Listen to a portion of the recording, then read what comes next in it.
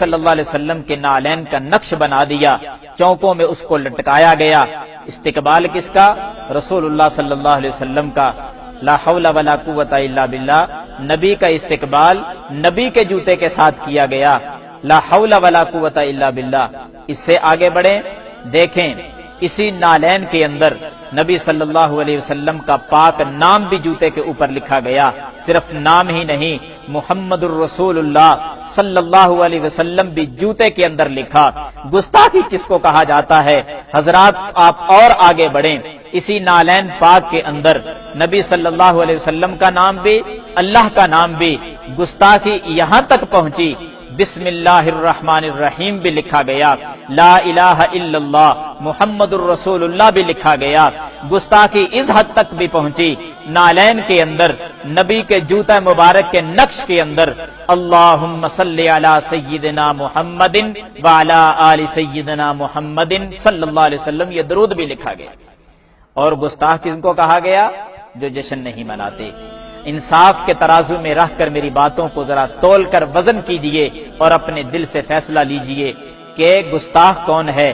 حضرات آپ تھوڑا سا اور آگے بڑھیں، حق اللہ کا لفظ بھی اسی نالین کے اندر لکھا گیا۔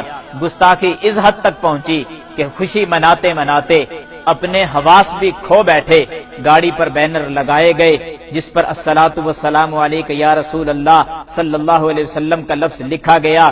جوتے پہن کر اوپر چڑھ گئے اور اسی الفاظ کو، رسول اللہ صلی اللہ علیہ وسلم جیسے پاک الفاظ کو اپنے پاؤں کے نیچے روند ڈالا۔ لا حول ولا قوت الا باللہ۔ گستاخی کس کو کہا جاتا ہے؟ حضرات اگر آپ تھوڑا سا اور آگے بڑھیں، گستاخی اس حد تک بھی پہنچی ہے کہ سینمے کے آگے بینرز لگا دیے گئے، اشتہار اس خوشی میں اوپر لکھا گیا جشن عید میلاد النبی صلی اللہ علیہ وسلم کی خوشی میں آج 4 شو ہوں گے۔ لا حول ولا قوت الا باللہ۔ کیک بنائے گئے، نام محمد لکھا گیا، لفظ اللہ لکھا گیا، پھر بڑی بڑی چھری اور چاقوؤں کے ساتھ اس لفظ اللہ کو کاٹ دیا گیا۔ پوچھنا چاہتا ہوں کہ لفظ محمد صلی اللہ علیہ وسلم کو کاٹ کر خود ہی کھایا گیا اور گستاخی کا دھبا کسی اور پہ لگایا گیا۔ حضرات اگر آپ تھوڑا سا اور آگے بڑھیں تو نبی صلی اللہ علیہ وسلم کی گستاخی اس انداز میں بھی کی گئی کہ نبی کا نام لے کر خوشی یوں منائی گئی کہ لوگ ڈانس کرتے ہوئے نظر آئے۔ مرد حضرات گلیوں میں ناچتے ہوئے نظر آ رہے ہیں، اس لیے کہ نبی کا جشن منایا جا رہا ہے۔ نبی کے نام پر بے حیائی کو فروغ کیسے دیا جاتا ہے؟ لڑکیاں ناچنے لگیں، اس حد تک یہ گستاخی پہنچی، نبی کا نام استعمال کیا گیا، خوشی کا لفظ بول کر بے حیائی اس قدر بنت حوا کو بے پردہ کر کے چوکوں میں لا کر اس کو ناچ اور ڈانس اس سے کروایا گیا۔ حضرات بنت حوا کی عظمت تو یہ تھی کہ صفا مروہ کی سعی کرتے ہوئے بھی اسلام بنت حوا کو اجازت نہیں دیتا کہ وہ صفا مروہ کے درمیان وہ دوڑنے کی اجازت بھی اسلام نے نہیں دی۔ اس اسلام کے اندر آپ نے کس قدر گستاخی کی کہ بے پردہ عورتوں کو چوکوں میں لا کر اسے ڈانس کروایا گیا۔ گستاخی یہاں تک بھی پہنچی کہ نبی صلی اللہ علیہ وسلم کی گستاخی کرتے کرتے اللہ کی گستاخی پہ اتر آئے۔ کس انداز میں؟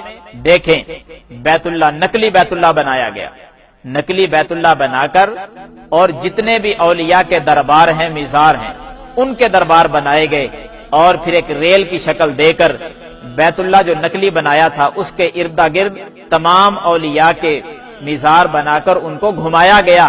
یہاں تک بینر لگا دیے گئے کہ سوائے ابلیس کے سبھی خوشیاں منا رہے ہیں۔